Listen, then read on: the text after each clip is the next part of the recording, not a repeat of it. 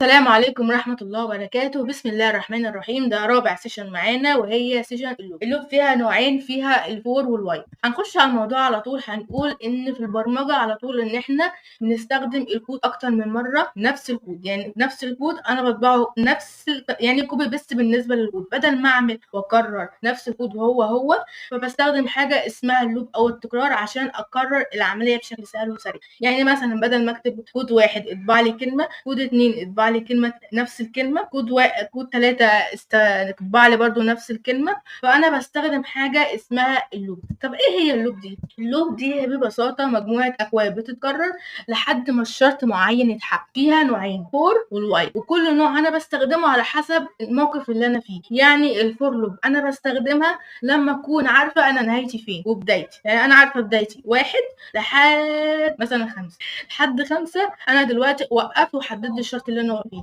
يعني اللوب دي هتقدر تنفذ لي نفس الكود بطريقه منظمه وسهله وبسيطه.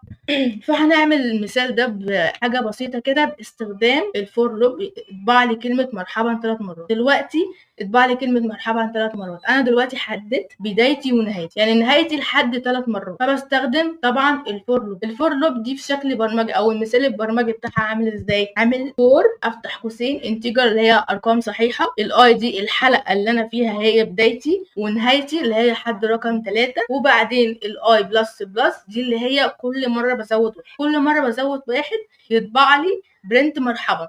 زودت مرحبا، زودت 2 مرحبا، زودت 3 مرحبا، وهنا بقى. بس هي دي الفور لوب. طبعا هتطلع بالشكل ده مرحبا مرحبا. هو طبعا الكمبيوتر هو اللي هيعملها بالكود اللي انا كتبته، هو هيطلع لي الكلمه دي. بس هي دي كده الفور لوب، وبنكون خلصنا درس الفور لوب ونفهم نكونوا استفدتوا. ودي نهايه السيشن، وان شاء الله السيشن الجايه هتكون عن الوايل. شكرا لوقتكم وتفاعلكم، والسلام عليكم.